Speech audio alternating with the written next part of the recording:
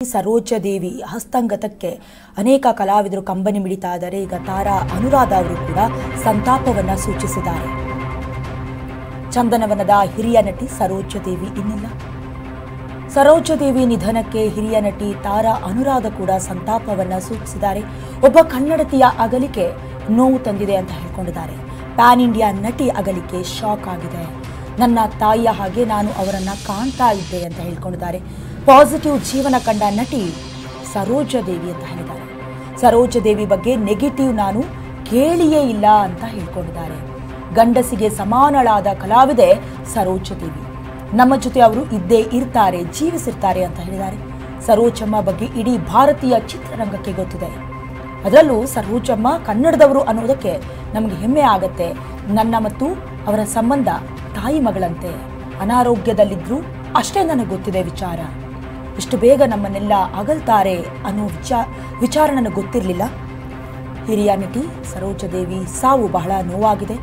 ಸರೋಜದೇವಿ ಕುಟುಂಬಸ್ಥರಿಗೆ ದುಃಖ ಭರಿಸುವ ಶಕ್ತಿ ನೀಡಲಿ ಅಂತ ಹಿರಿಯ ನಟಿ ತಾರಾ ಅನುರಾಧ ಕೇಳ್ಕೊಂಡಿದ್ದಾರೆ. ಜೊತೆಗೆ ನಟಿಯನ್ನ ಮರೆಯೋದಕ್ಕೆ ಸಾಧ್ಯನೇ ಇಲ್ಲ ಅಂತ ಭಾವುಕರಾಗಿದ್ದಾರೆ.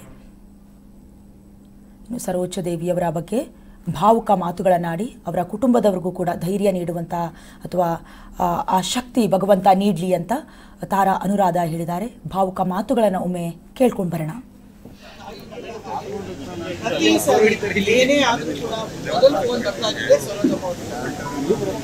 ಮೊನ್ನೆವರೆಗೂ ಕೂಡ ಅವರ ಮಗಳು ದುಬೈಗೆ ಹೋದಾಗ ಈ ಥರ ಹೋಗಿದ್ದಾಳೆ, ದುಬೈಗೆ ಹೋಗಿದ್ದಾಳೆ.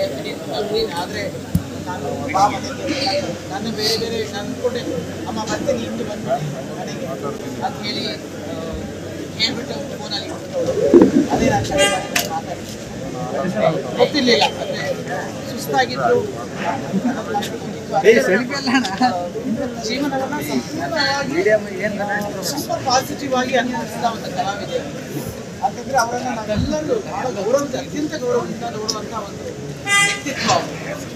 ಯಾವುದೇ ಒಂದು ನಾನು ಅವ್ರ ಬಗ್ಗೆ ನಾನು ಯಾವುದೇ ಒಂದು ವ್ಯಕ್ತಿತ್ವ ಕೇಳಿದ್ದೇ ಇಲ್ಲ. ಆ ಥರದ ಒಂದು ವ್ಯಕ್ತಿತ್ವವನ್ನು ಬೆಳೆಸಿಕೊಂಡಂಥ ಅಥವಾ ಒಂದು ಹೀರೋ ಸಮಾನರಾದ ಯಾರಾದರೂ ಇದ್ದರೆ ಆ ಒಂದು ಗಂಡಸಿಗೆ ಸಮಾನರಾದ ಕೆಲಸ ಕಲಾವಿದೆ. ಇವತ್ತು ನಮ್ಮನ್ನು ದೈಹಿಕವಾಗಿ ಇನ್ನು ತಾರಾ ಅನುರಾಧ ಮೇಡಮ್ ಅವರು ನೇರ ಸಂಪರ್ಕದಲ್ಲಿದ್ದಾರೆ. ಮಾತನಾಡ್ತಾ ಹೋಗೋಣ. ಮೇಡಮ್, ನಿಜಕ್ಕೂ ಕೂಡ ಬೇಸರದ ದಿನ ಇವತ್ತು. ಏನು ಮಾತನಾಡಬೇಕು ಅಂತಾನೆ ಗೊತ್ತಾಗ್ತಾ ಇಲ್ಲ. ನಿಮ್ಮ ಹಾಗೆ ಅವರ ಒಡನಾಟ ಹೇಗಿತ್ತು ಕೇಳಿಸ್ಕೊಳ್ತಾ ಇದ್ವಿ. ಈ ಸಂದರ್ಭದಲ್ಲಿ ಏನು ಹೇಳೋದಕ್ಕೆ ಇಷ್ಟಪಡ್ತೀರಾ ಮೇಡಮ್? ಮೇಡಮ್, ನನ್ನ ಧ್ವನಿ ಕೇಳಿಸ್ತಾ ಇದೆಯಾ? ಮೇಡಮ್, ನನ್ನ ಧ್ವನಿ ಕೇಳಿಸ್ತಾ ಇದೆಯಾ?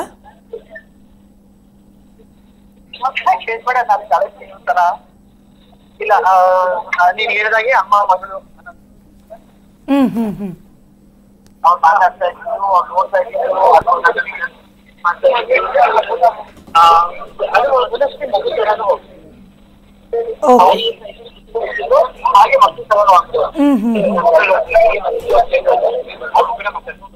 ಎಸ್ ಮೇಡಮ್, ಈಗ ತಾಯಿ ಮಗಳ ಬಾಂಧವ್ಯ ಅಂತ ಹೇಳಿದ್ರೆ ಒಂದಷ್ಟು ಬುದ್ಧಿವಾದಗಳು ಕೂಡ ಅಲ್ಲಿ ನಡೆದಿರುತ್ತೆ. ಏನಾದ್ರೂ ನಿಮ್ಗೆ ಅಡ್ವೈಸ್ ಮಾಡ್ತಾ ಇದ್ರ ಮೇಡಮ್ ಅವರು?